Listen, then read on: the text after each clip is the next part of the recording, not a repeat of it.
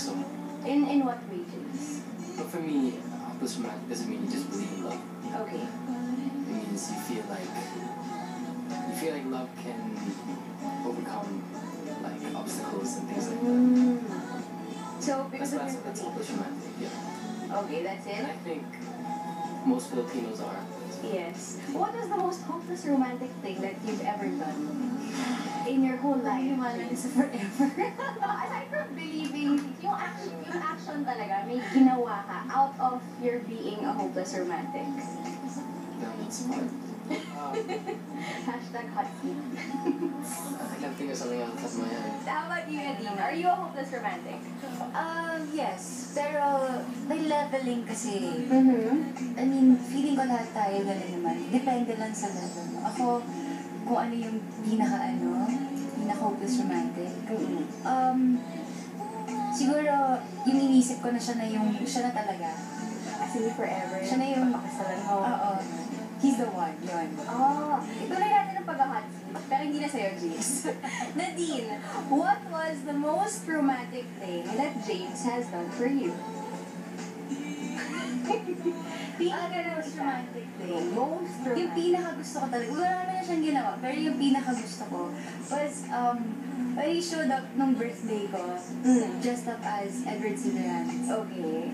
It's worth it. No. It's not scary. Wala lang, I like it. Kasi parang I didn't expect na talagang mag-over the top siya, nasiseryosohin niya. Alright, and since mixed to, hindi namin kayo papalagpasin ng walang sample ng isa sa mga duets niya. Pwede ko kayo maka-request. Sample!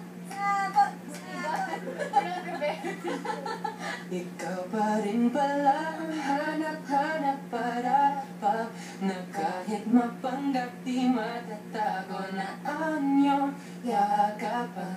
Hanap-hanap para pa di nagbabago, ikaw ang hanap-hanap. Thank you so much, JD on Mixed Movie Day, guys. Thank you so much, and we will watch your movie. The movie also stars another hot love team, Junigo or Julia Barreto and Inigo Pascual. And na-interview ko din sila, of course. You know what? They were very natural. And as Julia said, they were friends pala even before pa, bago sila magkatrabaho. Ayan, makakatulong nga talaga when you start working with each other, di ba? Yes, nakatulong daw talaga yun sa kanilang on-screen chemistry. Hindi na sila nahirapan together. So here it is, guys. Watch the teaser for our Junigo interview. How can you relate to your characters? In what ways can you relate to your characters? I'm afraid of love. I'm afraid because I'm human. I'm scared to get hurt. But then and like Maria, she's afraid to get hurt, so she's afraid to love. But then she learns. You'll see the movie. She'll learn to just let herself love, and it's okay to feel pain, to get hurt. It's part of it. Ako naman, I relate to my character because I'm a hopeless romantic. I believe in true love. Ganun din ako eh. Pag meron akong gusto, naiiyak akong sabihin. I don't know how to express my emotions sometimes. Yung parang nauunahan ako ng kapal. Talaga? Parang it's hard to believe na you're having a hard time expressing yourself, Inigo. Pero parang akong diesel.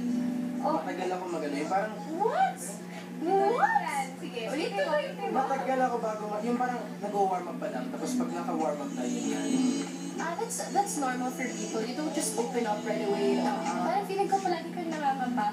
Masyado ka nang nangangapa, hindi mo na... Yeah. And sometimes I'm just way too slow. Headline bukas. Inigo Pascual, parang diesel.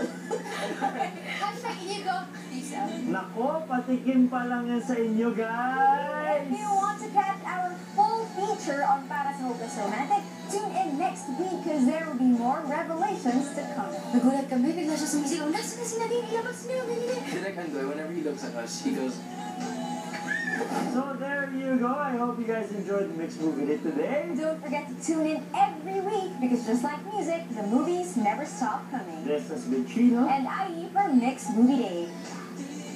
I got to talk to James Reid and Nadine Lucen. Oh, grabe. Oo, na-excite. Yeah, hindi niya kinaya. Oo. Of our Para sa Hopeless Romantic special with an interview. Pumiyok ako doon. Ang pangit! Hindi ko na itutuloy, guys. Hindi ko gusto yun.